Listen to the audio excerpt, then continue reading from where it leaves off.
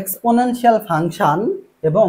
ত্রিকোণমিতিক ফাংশন দুইটা গুণ আকারে থাকে তখন কিন্তু আমরা ইন্টিগ্রেশন করতে হিমশিম খেয়ে যাই। তো এটার একটা শর্টকাট আছে, শর্টকাটটা হচ্ছে এরকম যে যে এক্সপোনেনশিয়াল ফাংশনটা থাকবে সেটা তুমি বসিয়ে ফেলবা, অর্থাৎ e⁴ax ডিভাইডেড বাই কি করবা, এখানে x এর যে সহগ আছে সেইটা স্কয়ার প্লাস এখানে যে ত্রিকোণমিতিক ফাংশনের ভিতর x এর সহগ আছে সেইটা স্কয়ার দিয়ে দিবা। এরপরে কি করবা, তুমি এই যে x এর যে সহগ a লিখবা, এরপরে এই যে এইটা পুরাটা বসিয়ে ফেলবা, a sin bx plus c, a sin bx plus c, এরপরে একটা মাইনাস দিবা, এরপরে এই যে তোমার ত্রিকোণমিতিক ফাংশন অর্থাৎ সাইন, এটা কিন্তু সাইনের জন্য প্রযোজ্য, কজের জন্য কিন্তু নিয়ম আবার আলাদা। তো সাইনের ভেতর যে x এর সহগ থাকবে সেই x এর সহগ লিখবা, এরপরে এখানে কিন্তু আর সাইন না, দেখো এখানে প্রথমে সাইন পরে কিন্তু কজ, কজ কজ লিখে কোনটা লিখবো, এই যে ভিতরে যেটা আছে যে অ্যাঙ্গেলটা আছে bx প্লাস c, এটাই কিন্তু আমাদের আনসার, এটাই হচ্ছে আমাদের আনসার, এটা হচ্ছে আমাদের আনসার। এবং যদি এইটা যদি আমাদের থাকতো তোমার এখানে সাইন না থেকে কজ থাকতো, সাইন না থেকে কজ থাকতো, তাহলে সেই ক্ষেত্রে আমাদের একই রকম হতে একটু চেঞ্জ হতো, e⁴ax divided by a square plus b square, এখানে a cos হবে, bx প্লাস c,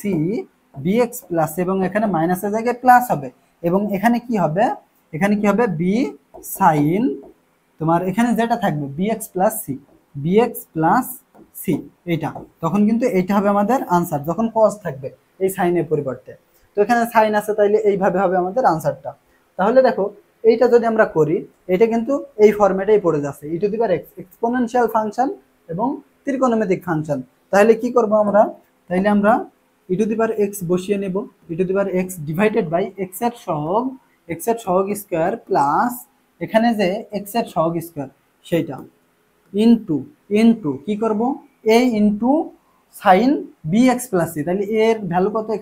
এখানে a এর value 1 into sign bx plus c বলতে এই যে শুধু x minus b into b কোনটা, এই x এর সহগ 1 into cos bx plus c বলতে এই যে শুধু x এতটুকু, তাই না, এইটাই কিন্তু হচ্ছে আমাদের আনসার। তাহলে দেখো কত সহজে কিন্তু আমরা করে ফেলতে পারলাম। এরপর যদি এইটা বলে দেখো তাহলে কি করব, e⁴x ডিভাইডেড বাই এই যে x এর সহগ প্লাস এই যে এই x এর সহগ।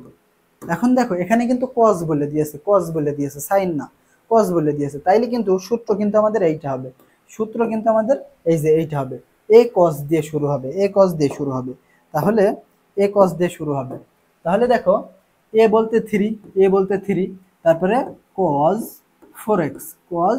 4x, এবং এখানে আগে মাইনাস ছিল যখন এখানে সাইন ছিল, কিন্তু এখানে cos, তার মানে এখানে আমাদের কি হবে, প্লাস হবে, প্লাস তোমার কি হবে, এই যে b ইনটু, এটা তো a ছিল, এটা b ইনটু সাইন কি হবে, এই যে এখানে যেটা থাকবে অর্থাৎ bx। তাহলে দেখো কত শর্টকাটে কিন্তু আমরা এই কঠিন একটা ইন্টিগ্রেশন কিন্তু আমরা করে ফেললাম, ঠিক আছে। আচ্ছা এটা কিন্তু আমাদের ইন্টিগ্রেশন, ঠিক আছে, এখানে ইন্টিগ্রেশন সাইন হবে, এটা ইন্টিগ্রেশন হবে, এই যে এটার ক্ষেত্রে আবার ঠিক আছে, এটা কিন্তু ইন্টিগ্রেশন, ঠিক আছে। তো খুব সহজে এভাবে তোমরা ম্যাথটা করতে পারো। তাইলে আমি আরো একবার যদি দেখাই, e⁴x থাকবে এবং a